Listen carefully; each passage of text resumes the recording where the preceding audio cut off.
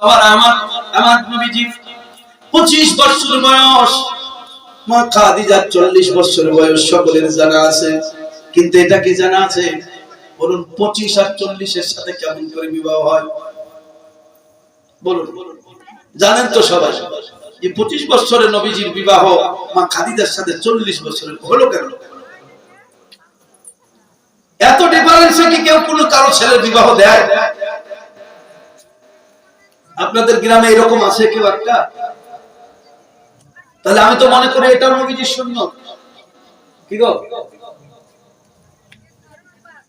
এটাও তো নবীজির সুন্নাত। যারা বলছে সুন্নাত, সুন্নাহ অনুযায়ী চলতে হবে, তো সুন্নাত অনুযায়ী চলা। বাপ মায়ের বেটা, তোর বেটার বয়স কর 20 আর বৌমার পর 40, এটা তো একটা সুন্নাত। নবীজির বয়স ছিল 25, মা খাদিজার বয়স ছিল 40, এটা তো সবার জানা আছে। এটা হলো কেন? আমাকে এটা কোন হিসাবে হয় আমাকে একটু বোঝান। যে 25 থেকে 40 প্রায় কত গো?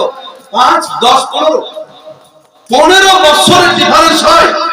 খুব জোর হতে পারে বিবি আপনার থেকে 1 বছর, 2 বছর আমি মেনে নিলাম, আমি 5 বছর মেনে নিলাম।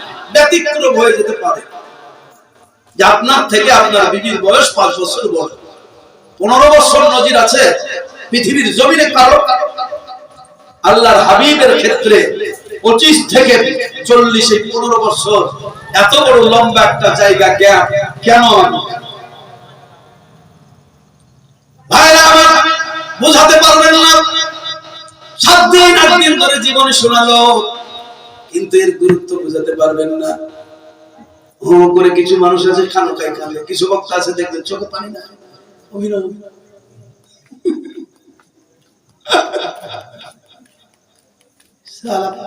কাঁদছেও নিজে জানে না, কেন কাঁদছেও নিজে জানে না, আর এরা যে কেন কাঁদছে অভিনয়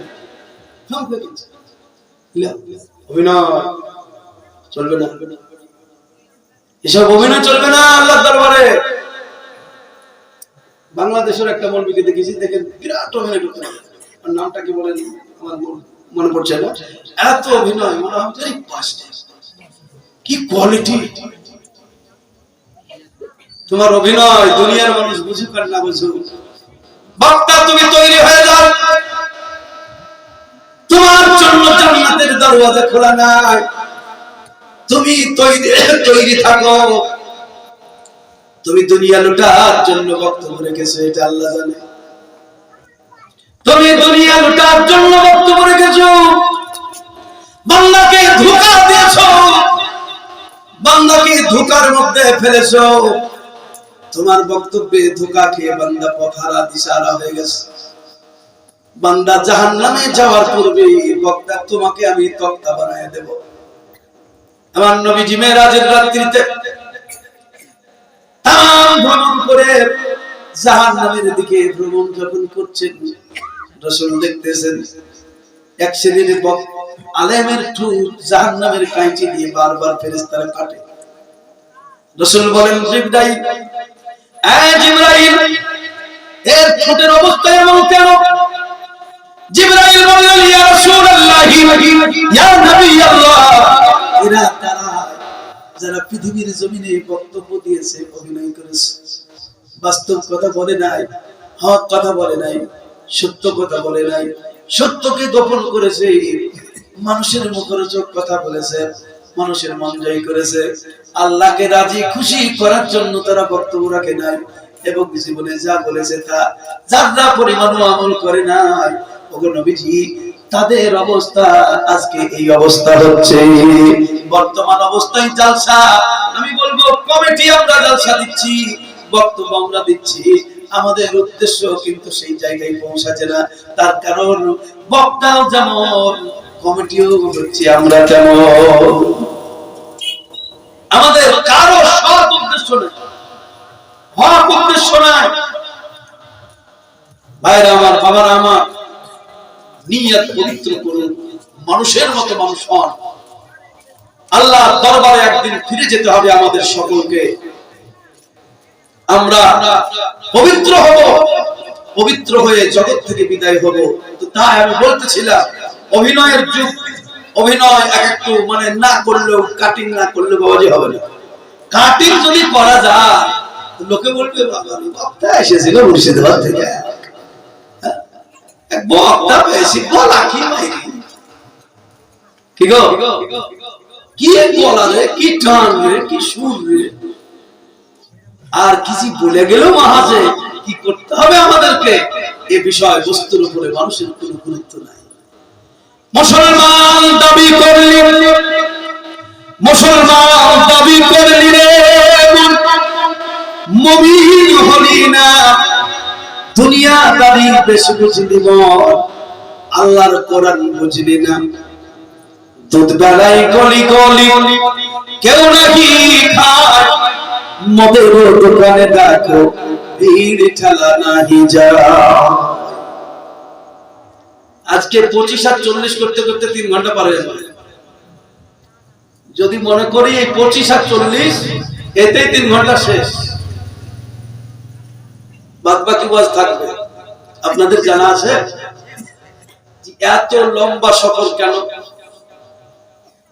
যে 25 রাসূল পাক আর 40 কি করে? ভাইরা আমার কেমন করে হয়, কেন হয়? আমার নবীজি পৃথিবীর জমিনে যখন আসলেন, বাপ আগে বিদায় হয়ে গিয়েছেন, মা মাত্র 1টা বছর দয়াল নবীকে লালন পালন করেছে। 5টা বছর মা হালিমাতুল সাদিয়ার ঘরে কেটে গেছে। 2টো বছর মাত্র আব্দুল মুতাল্লিব দাদু হিসাবে লালন পালন করেছে। বাদ বাকি বছরগুলো আবু তালিবের সঙ্গে রাসূলের কেটেছে। সব বলতে পারবো না, টাইম থাকবে না। নবীজির বয়স 25 হয়ে গেল। কোন মানুষ কেউ বলে না, এমনকি নবীজিও বলেন না চাচা গো আমি বিবাহ করব। ভাইরা আমার এখনো দেখা যায় ছেলেটা সৎ, ছেলেটা ভালো, কিন্তু তার কিছু নাই। ভালো সন্তান হলে, ভালো ছেলে হলেও কোন মানুষ তার দিকে তাকায় না। তার কারণ ঘর নাই, বাড়ি নাই, জমি নাই, জায়গা নাই। মানুষ আগে এগুলোই দেখে, তার সঙ্গে বিবাহ দিয়ে কি লাভ হবে। আপনার আমার নবীজির অবস্থা এরকম ছিল। 25 বছর বয়স হয়ে গেল, রাসূলুল্লাহ কোনদিন বলেন নাই চাচা আমার বিবাহ দেওয়া লাগবে, আমি উপযুক্ত হয়ে গেছি, বিবাহ দাও। আমার নবীজি বরং বলেছিলেন চাচা গো এখন আমি উপযুক্ত হয়েছি, কর্মের সন্ধান করো। আর এদিকে শুনতে পেয়েছিলেন খাদিজা, আবু তালেবের একজন ভাতিজা রয়েছে মুহাম্মদ তার নাম। মক্কার জমিনে খুব সৎ মানুষ। খাদিজারও একটা সৎ মানুষের অভাব ছিল। কয়েকবার বিবাহ হওয়ার পরে স্বামী ইন্তেকাল করেছে, বাবা বড় লোক ছিল, ইন্তেকাল করেছে। স্বামীর সম্পদ বাবার সম্পদ মিলাইয়া খাদিজার অঢাল সম্পদ। মক্কার অনেকেই তাকে বিবাহের প্রস্তাব দিয়েছিল, কিন্তু কাউকে বিবাহ করে নাই। আমার আল্লাহ পাক খাদিজার মতো ধনী মেয়েটাকে হিসাব মতো আপনার হেফাজত করে রেখেছেন, আপনার আমার নবী স্ত্রী রূপে গ্রহণ করেছেন। আমার আল্লাহ পাক সূরা ওয়াদ-দুহা পাঠ করুন, পাবেন এগুলো। ওয়াদ-দুহা ওয়াল-লাইলি ইযা সাজা মা ওয়াদ্দাকা রাব্বুকা ওয়া মা ক্বালা ওয়াল আখিরাতু খায়রুল লাকা মিনাল উলা ওয়ালা সাওফা ইউতিকা রাব্বুকা ফাতারদা আলাম ইয়াজিদকা ইয়াতীমান ফাআওয়া ওয়াজাদাকা দাল্লান ফাহাদা ওয়াজাদাকা আইলান ফাআগনা ফাআম্মাল ইয়াতীমা ফালা তাকহার وأما السائل فلا تنهر وأما بنعمة ربك فحدث। এই সূরাটা আজকে গিয়ে দেখবেন, দেখার মানুষ না এখানে একজন নেই। কোরআন মাজিদ পড়বে, দেখবে, বুঝবে, সে মানুষ না। গিয়ে দেখবেন আল্লাহ পাক বলছেন নবী গো আমি আপনাকে এতিম পেয়েছিলাম, আমি আপনাকে নির্ধন পেয়েছিলাম, আপনাকে আমি এই অবস্থায় পেয়েছিলাম, আমি আপনাকে গনি করে দিয়েছি। আপনাকে নির্ধন পেয়েছিলাম, আমি আল্লাহ আপনাকে গানি বানিয়ে দিয়েছিলাম। আমার আল্লাহ পাক মা খাদিজাকে হিসাব মতো রেখে দিয়েছেন, হেফাজত করে রেখে দিয়েছেন। আল্লাহর হাবিবের বিবির সুযোগ দান করেছেন মা খাদিজাকে। খাদিজা নিজের তরফ থেকেই বলেছিলেন, আবু তালিব, তোমার ছেলেটাকে, তোমার ভাতিজাটাকে যদি আমাকে দাও, আমি ওয়াদা করতেছি, আমি কথা দিতেছি, ব্যবসা বাণিজ্য করে যতটা মাল লাভ হবে বেশি অংশ আমি তোমাকেই দিয়ে দেব। আমার প্রয়োজন তো নাই, শুধুমাত্র আমার একটা প্রয়োজন, সৎ মানুষের দরকার, সৎ মানুষের অভাব। শুনেছি তোমার ছেলেটা, তোমার ভাতিজা বড় সৎ, সেই সূত্রে আপনারা আমার নবীকে হযরতে আবু তালিব মা খাদিজার বাড়িতে রেখেছিলেন।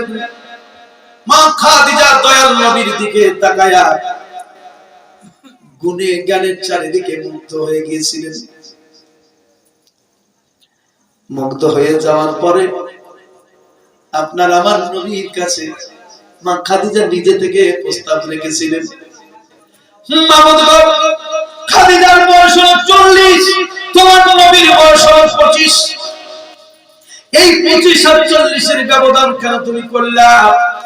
মক্কার জমিনে তো কত যুবতী ছিল, কত সুন্দরী সুন্দরী মহিলা ছিল, তাদেরকে কেন তোমার নবী প্রথম স্ত্রী বলে তুমি গ্রহণ করলা না?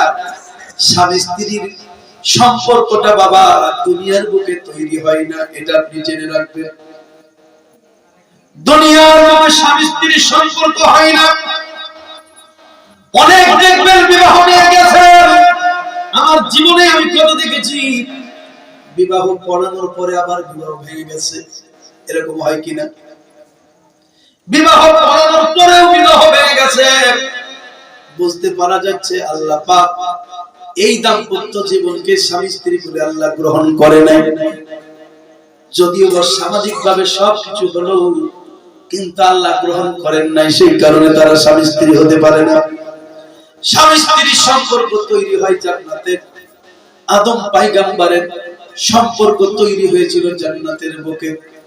আদম নবীকে আল্লাহ তৈরি করার পরে জিজ্ঞাসা করলেন, আদম কেমন লাগতেছে? আদম বলছে, আল্লাহ জান্নাতের মধ্যে কোনো জিনিসের অভাব নাই, কিন্তু মনের দিক থেকে আমার কোনো শান্তি নাই। আমার আল্লাহ পাক তার ইলমে জানেন কি দিলে শান্তি হবে, সেই কারণে আদম পয়গম্বরের বাম পাদরের হাড় বের করে মা হাওয়াকে তৈরি করে দিলেন। যেমনই তৈরি হয়ে যাওয়া আদম পয়গম্বর দেখলেন আর অপরূপ সুন্দরী মা জননী হাওয়াকে দেখে তার শান্তি চলে আসলো। ভাইরা আমার, মা বোনেরা আমার, স্বামী স্ত্রী সম্পর্ক তৈরি হয়েছে জান্নাতে। মাতা পিতা ভাই বোন আত্মীয় স্বজনের সম্পর্ক তৈরি হয়েছে দুনিয়ার বুকে। আমার আল্লাহ পাক কেন রাখলেন? কারণ দেখেন, এবার 25 বছর বা 20 বছরের একজন মহিলা, 21 বছরের একজন যুবক, এই দুইজনের দাম্পত্য জীবনকে আপনি লক্ষ্য করে দেখবেন। এই দাম্পত্য জীবনের মধ্যে ফারাক তো মানুষ খুব কম হয়। যুবক যুবতী দুইজন যদি সমান সমান হয়ে যায়, যুবতীরও তখন এক টেম্পার থাকে, বাবার বাড়ির যুবকেরও এক টেম্পার থাকে তার। এই দুই টেম্পার এক জায়গায় হয়ে গিয়ে ফায়ার হয়ে যায়। দেখবেন অধিকাংশ সময় যুবতী যুবককে মেনে নিতে পারে না, যুবতী আপনার যুবককে মেনে নিতে পারে না। বাবার সম্পদের বড়াই করে, ইউ আপনার একটা বংশের বড়াই করে। এইভাবে দেখা যায় দাম্পত্য জীবন অধিকাংশ আপনার নষ্ট হয়। আমার আল্লাহ পাক আমার নবীকে, আপনার নবীকে সামান্য দায়িত্ব দিয়ে জগতে পাঠান নাই, শুধু একটা পরিবারের দায়িত্ব দিয়ে পাঠান নাই, শুধু মক্কার দায়িত্ব দিয়ে পাঠান নাই। রাসূল পাককে আমার আল্লাহ পাক সারা জগতের দায়িত্ব দিয়ে পাঠিয়েছেন। জোরে বলুন সুবহানাল্লাহ। আল্লাহ পাক বলেন, আরসালনাকা ইল্লা রাহমাতাল লিল আলামিন। নবী গো, আপনার উপরে সারা জগতের দায়িত্ব আমি দিয়ে দিয়েছি। এখন এই দাম্পত্য জীবনের মধ্যে রাসূলের বয়স মনে করেন 25, যদি 24 বছরের একজন মহিলা আসতো, এই দায়িত্ব সামলাতে পারত না। পারত? নবীর উপরে দায়িত্ব দিয়েছেন গোটা ইসলামের, সারা পৃথিবীর দায়িত্ব নবীকে দিয়েছেন। এই দায়িত্ব পালন করতে গিয়া সাধারণ যদি একজন মহিলা নবীর পাশে আসতো, সাধারণ কোন মেয়ে যদি নবীর পাশে আসতো, দাম্পত্য জীবনের মধ্যে ভূমিকা পালন করতে হবে। সহধর্মিণী বলা হয়েছে, সহধর্মিণী, সহপাঠী বলা হয় স্ত্রীকে। মানে আপনি সংসার জীবন পালন করবেন, তার সহযোগী হিসেবে আপনার স্ত্রী। আমার আল্লাহ পাক দুনিয়াকে বুঝিয়ে দিচ্ছেন, দুনিয়ারে তোমরা শোনো শোনো, আমার নবীর জন্য এই 15 বছরের ব্যবধান কেন আমি আল্লাহ ঘটায় দিলাম? তার কারণ সেই সময় আরবের জমিনে একমাত্র খাদিজা ছাড়া দ্বিতীয় খাদিজার চূড়া আর কেউ ছিল না মক্কার জমিনে। খাদিজার মতো দেখতে সুন্দরী, খাদিজার মতো ধন সম্পদে বেশি, খাদিজার মতো জ্ঞান রাখে, খাদিজার মতো বুদ্ধিমতী এমন মহিলা মক্কার জমিনে কেউ ছিল না যে নবীজি সাল্লাল্লাহু আলাইহি সাল্লামের প্রজন্ম হবে। মানে কি হলো, তার দাম্পত্য জীবনে নবীজির সঙ্গে আপনার সঙ্গ দেবে। এই সঙ্গ দেওয়ার জন্য আমার আল্লাহ পাক মা খাদিজাকে চয়েস করেছিলেন। তাই মা খাদিজা, আমি তিনার জীবনী বলবো না, একটু বোঝানোর জন্য আপনাদেরকে বললাম। মা খাদিজা রাদিয়াল্লাহু তাআলা নিজের সমস্ত কিছু উজাড় করে দিয়ে শুধুমাত্র নবী নবী করে পাগল হয়েছিলেন। সুবহানাল্লাহ। নবী নবী ছাড়া আর কিছু বুঝেননি। ধন সম্পদ, রূপ যৌবন, সমস্ত কিছু আল্লাহর নবীর কদমে তিনি দান করে দিয়েছিলেন। তিনার নাম ছিল মা খাদিজা রাদিয়াল্লাহু তাআলা।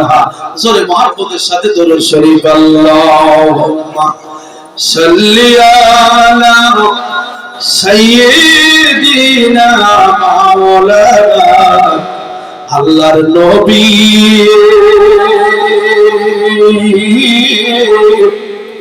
নূরে